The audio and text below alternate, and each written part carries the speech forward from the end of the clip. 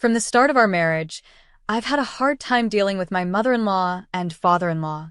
They've always treated me poorly, and to make things worse, they've constantly criticized me for not being able to have children. What hurt even more was when my husband, who should have been there for me, said, "My sister-in-law is young and beautiful, and unlike you, she had kids right away." I'm honestly jealous of my brother. On top of that, my mother-in-law accused me of being infertile because she claimed I was having an affair and said she had proof from a hidden camera. So I came up with a plan.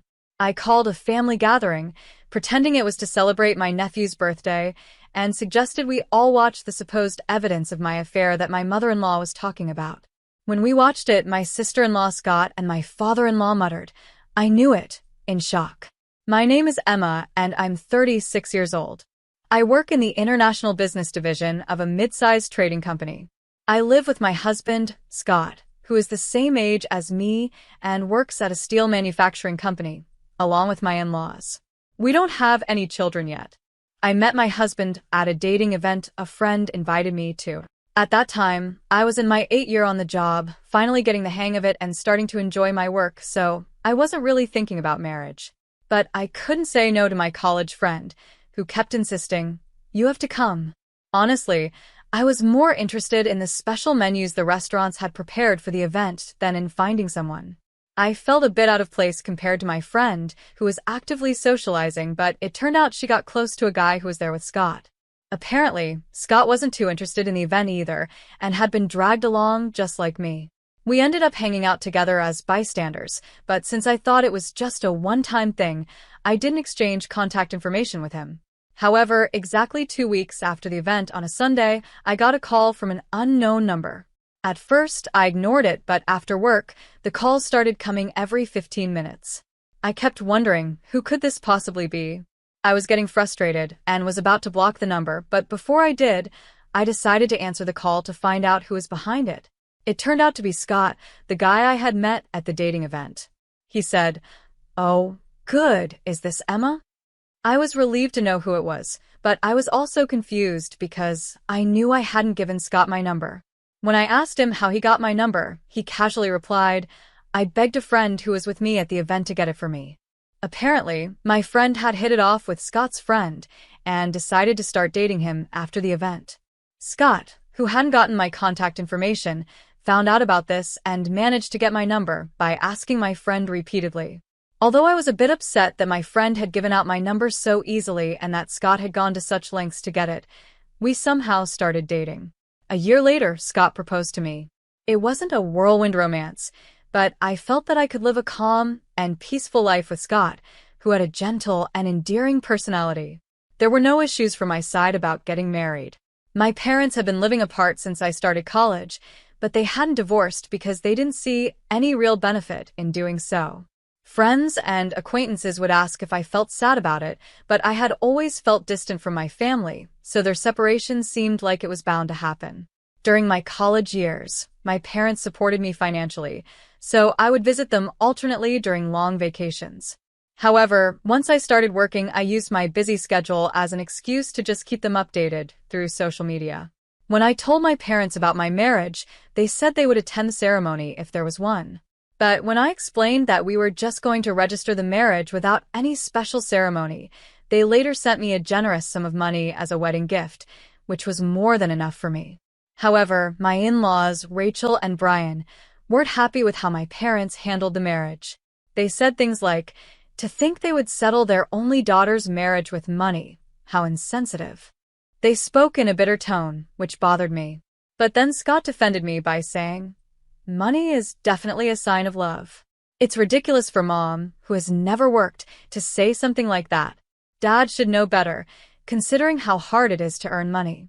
Hearing him stand up for me like that made me feel truly happy that I had chosen him. But about 6 years into our marriage, things started to go downhill. The first sign was when I got promoted at work.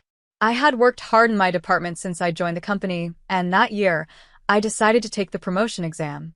When I passed the exam, they told me, "Emma, you mentioned in your interview that you wanted to work globally in the future, right? How about starting in the international business division to gain some experience?"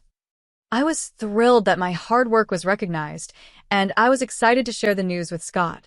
But when I told him, he got visibly upset and snapped at me, saying, "Oh, okay. And what are you trying to say? That you've climbed the ladder, and you're some big shot now?" I was shocked by Scott's reaction and wondered if I had said something wrong. I quickly apologized, saying, "I'm sorry, I didn't mean it like that." But Scott responded harshly, "See? Playing the victim like that just proves you're looking down on me."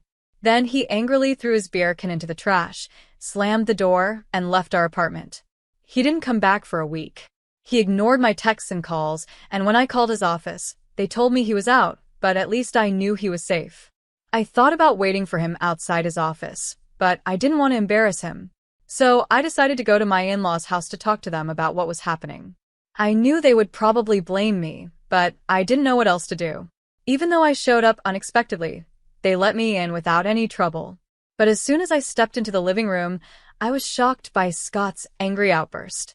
He yelled, "What do you want now? Have you come all this way to mock me some more?"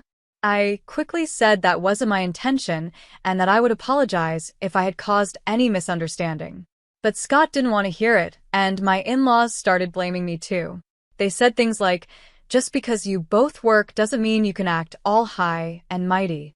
Don't you know that's not how a wife should behave?" This is exactly why we were against this marriage from the start.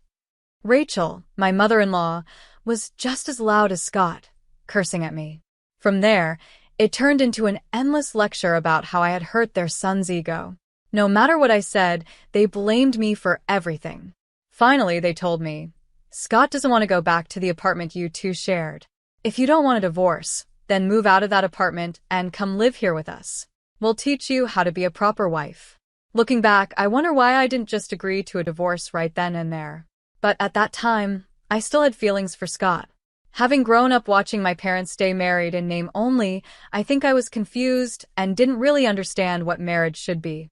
After I followed my mother-in-law's suggestion and moved out of the apartment to live with my in-laws, they were extremely pleased, and it didn't take long for me to understand why. It turned out that Scott's older brother, Charles, who was 5 years older, had been living with them but moved out about 4 months before my promotion. He had found a girlfriend and wanted to live on his own. Rachel, who had always adored Charles because he graduated from a more prestigious university than Scott, was shocked and deeply upset by his sudden departure. But the problem wasn't just emotional. Charles's leaving also meant the loss of his financial contributions to the household, which was a big issue. My in-laws are very vain and love to show off. They often host gatherings for relatives, serving expensive food and drinks. Charles's financial support had been their lifeline since my father-in-law's post-retirement job didn't pay enough to cover their lavish lifestyle. They convinced Scott, who had come home to vent, to move in with them, and that's how we ended up living together. Scott seemed to enjoy the sudden attention after always feeling overshadowed by his accomplished brother. When I realized this, it felt like I was finally seeing things clearly, but more problems were on the way. Soon after, Charles married his girlfriend, Nancy, who turned out to be quite a handful. Nancy was 4 years younger than Charles and 3 years younger than Scott and me. She appeared fragile and delicate, the kind of person who triggers protective instincts in men. This was especially true for both Brian and Scott, who became visibly restless whenever Nancy visited and acted like they were her followers. Rachel, not amused by this, began criticizing me, saying, "Scott is smitten with his brother's wife because you lack charm. If you just had a child, my husband would settle down as a grandfather." She even suggested I quit my job to focus on getting pregnant. However, due to my in-laws' extravagant spending, the household expenses were skyrocketing, and Scott's salary alone couldn't cover them. Even when I showed them a report from a household budgeting software to explain the situation, they dismissed it, saying, "That's just because you're bad at managing money, always full of excuses." Then Nancy became pregnant. Rachel, who had previously disliked Nancy, suddenly became obsessed with her first grandchild, doting on her grandson, Andrew, immensely. She eagerly welcomed Nancy's visits, which she had avoided before, and even started saying things like, "Oh, how wonderful it would be to live under the same roof as such a lovely grandchild." Scott then started making sarcastic remarks to me, saying things like, "Exactly, Nancy is young and beautiful, and unlike you, she gave birth to a child right away." "I'm really jealous of my brother," Brian chimed in. "That's right. Maybe we should just kick out the daughter-in-law who can't have children and let Charles's family move in instead," he said without thinking. By then, even I started to consider that maybe leaving Scott and this house might be the best option since we didn't have children. Then, as if on cue, Nancy became pregnant with her second child. Rachel's obsession with her grandchildren grew stronger, and she started treating me even worse. She came up with a ridiculous theory and said, "The reason you can't have children must be because you're having an affair. You're just worried you won't know if the child is Scott's or your lover's." I was shocked by her words and decided to ignore her. But one evening, I noticed Rachel smirking at me. Confused, I asked what was going on, and she said, "You are indeed having an affair, just as I suspected." When I questioned Brian and Scott about it, Rachel proudly declared, "I've got proof of her affair on a hidden camera. I hired a professional, so it's foolproof," and then burst out laughing with joy. Hearing this, Brian and Scott were momentarily shocked, but then, influenced by Rachel's confidence, they said, "If that's true, then it's grounds for divorce." At that point, I calmly said, "Understood." Then I will take this opportunity at Andrew's birthday celebration next week, which we've already planned, to explain the situation to all the relatives who will be there. The birthday celebration for Andrew, organized by Rachel, who loved to show off, turned out to be a grand event with a banquet hall in a hotel reserved just for us. The invited relatives seemed somewhat tired of Rachel's boasting but still enjoyed the food and drinks.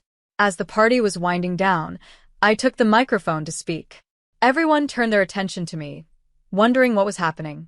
I began, "I apologize for interrupting your conversations, but I have a brief announcement to make to all of you gathered here today."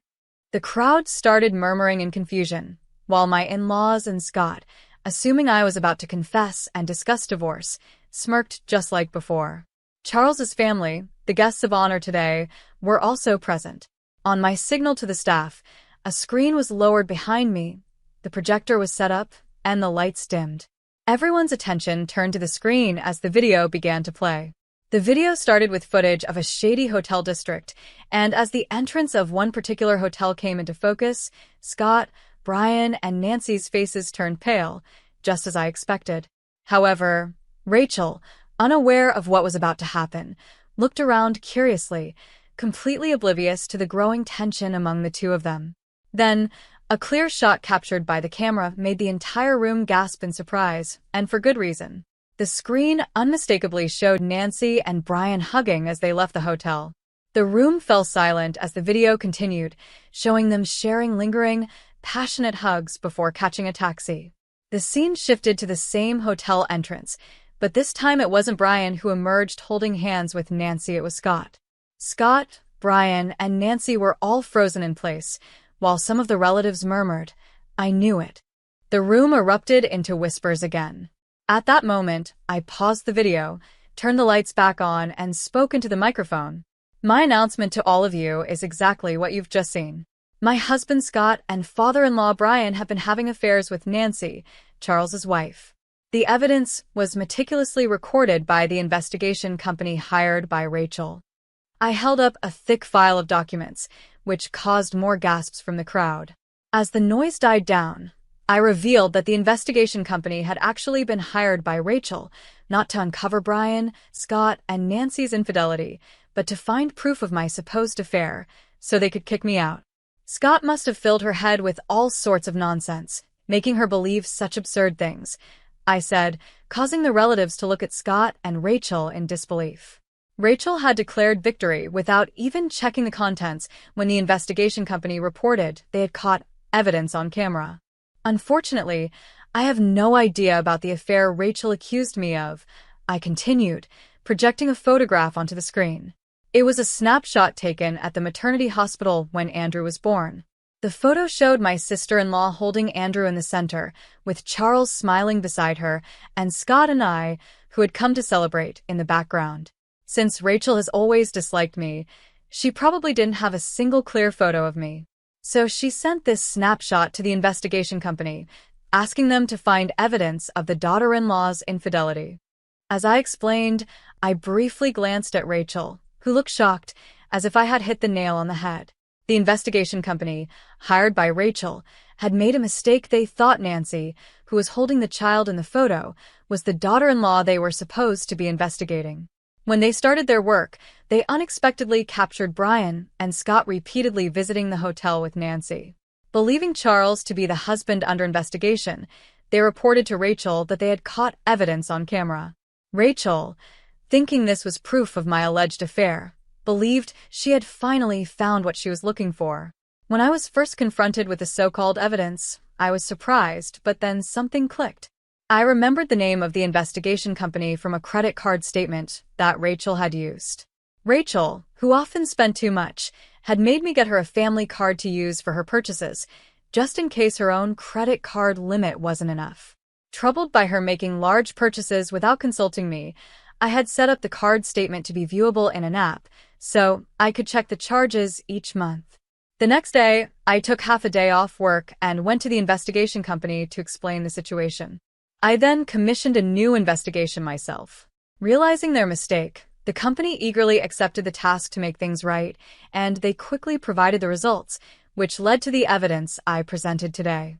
As the screen was removed and the lights brightened, Nancy, Brian, and Scott all looked pale. I approached the great-aunt and uncle, whom my in-laws greatly respected, and said, "I apologize for the inconvenience, but I prefer not to expose the children to what's about to be discussed. Could someone please take them to another room?" The great-aunt and uncle immediately approached Nancy, took Andrew, and handed him over to their own children. The other children were also led to another room by several women, leaving behind furious relatives, a stunned Rachel, and a bewildered Charles. Only Nancy, Brian, and Scott remained, shrinking under the stern glares of the relatives. Then, Rachel, who had been trembling, suddenly leaped towards Nancy, shouting, "What have you done? Betraying me and Charles with Brian and Scott." She lunged at Nancy, but several relatives rushed to stop her. Nancy was already petrified, and Brian and Scott were similarly frightened. Finally, I decided to deliver the last blow. Given the circumstances, I will be divorcing Scott. I apologize for any inconvenience caused to everyone here.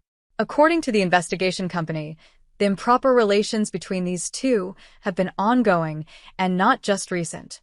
Reconciliation is impossible. I made the announcement, then pretended to stumble as I added, "After reviewing the investigation results, I've been tormented by the thought that Andrew, and even the child Nancy is currently carrying, might belong to Brian or Scott."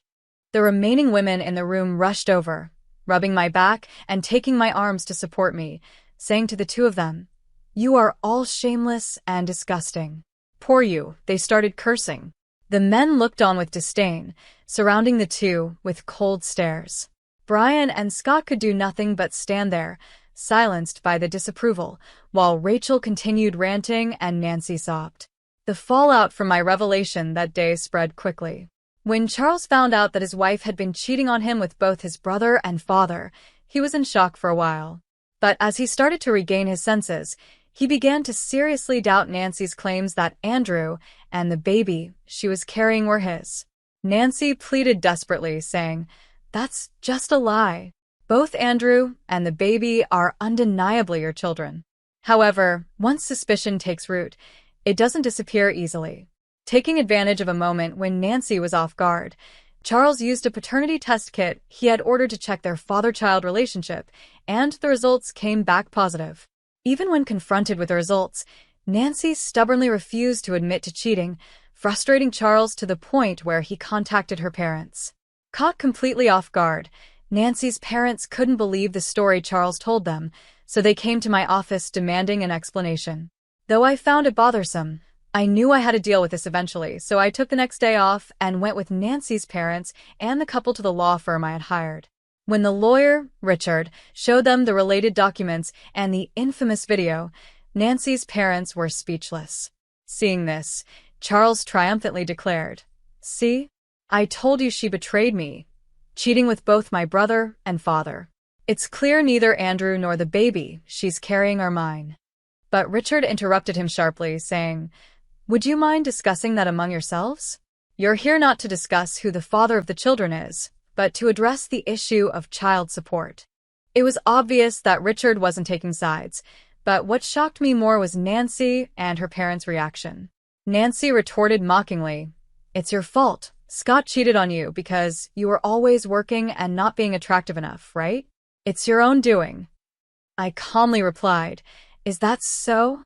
Then we'll have to let a third party decide." "Who's right?" "Maybe a judge will decide." When I mentioned a trial, Nancy's parents turned pale, and it was no surprise. Both of them were teachers at a prestigious girls' school in the area, and the idea of their daughter, who was supposed to represent the ideal of a good wife and mother, being involved in such a scandal with her brother-in-law and father-in-law would ruin their reputation. As soon as they heard the word trial, Nancy's parents immediately begged, "We sincerely apologize." But to me, at this stage, an apology from anyone didn't matter. I glanced at Richard and stood up, signaling the end of the meeting. Later, Richard informed me that after I left, Charles, Nancy, and her parents caused a huge uproar, but they finally left after Richard threatened to call the police. Not long after, perhaps as a way to keep things quiet, Nancy's parents transferred a large sum of money through Richard. Given how things turned out, what happened to Charles and Nancy didn't concern me much, but around the same time, I found out about the fate of my in-laws through Scott, who had also demanded a division of assets.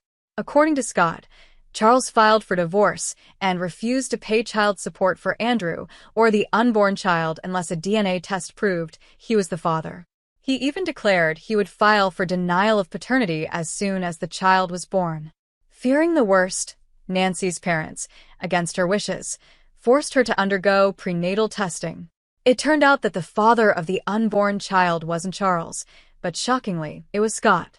Even more, it was revealed that Andrew's father was Brian, making the situation beyond repair. When Rachel, who had doted on Andrew, found out he was actually her husband's child, she had a mental breakdown. She aged rapidly and is now almost bedridden, with Brian taking care of her around the clock. Brian told his father-in-law, "I won't look after you in your old age, get Scott to do it." Unfortunately, most of Brian's retirement funds had been spent on luxury brands and jewelry for Nancy in an attempt to win her favor, leaving almost nothing behind. As a result, with their inheritance depleted, Brian and Rachel, now abandoned by Charles, turned to Scott in desperation. But Scott, already burdened with my asset division claims, was reportedly being pressured by Nancy, who had been divorced by Charles. She was demanding that Scott marry her, insisting, "Now that it's come to this, you're going to take responsibility for both the unborn child and me. I'm sorry for everything that's happened. I apologize, so please give me another chance." "I love you, Emma." Scott begged for forgiveness, but it was clear he wasn't seeking my love, he just wanted my financial support and someone to care for his parents for free. Since I had no lingering feelings for Scott, I instructed Richard to convey my final decision and blocked all contact with him except through one social media platform. Eventually, the divorce was finalized, despite some disputes. The asset division was paid in full in 2 installments. According to Richard, Nancy continued living with my in-laws, pretending to be Scott's wife, even though she wasn't officially registered as part of the family. However, once word spread among visiting relatives, the whole neighborhood began whispering about this shameless family, which drove Nancy to become a recluse. She neither helped with Rachel's care nor took care of Andrew and the newborn, leading the kindergarten to report Andrew's neglected appearance to child services. In the end, Nancy's parents took in the 2 children but disowned her, saying, "You are no longer our daughter, and we are no longer your parents. Never show your face to us again." With nowhere else to turn, Nancy relied entirely on Scott, just like my in-laws. Scott's income alone now had to support 4 adults, including his mother, who needed nursing care.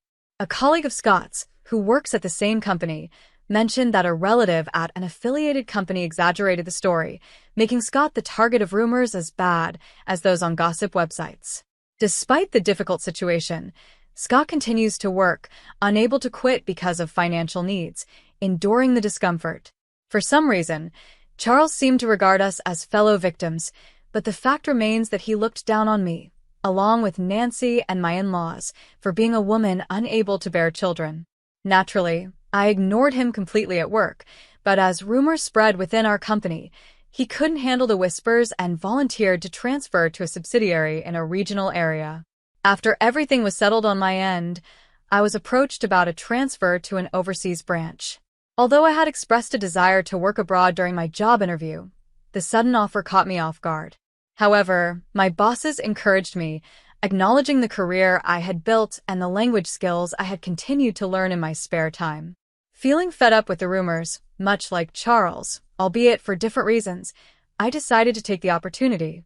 I decided to take a bold step and accept the overseas assignment. When Scott somehow heard the news, he sent a series of cliché romantic messages, pleading for reconciliation on the only social media account I hadn't blocked him on. But since I planned to cancel my phone service when I leave the country, I chose to ignore them. Despite everything that happened, cutting ties with that in-law family feels like a stroke of luck. With this in mind, I feel ready to face any challenges that may come my way. It might seem a bit opportunistic, but that's honestly how I feel.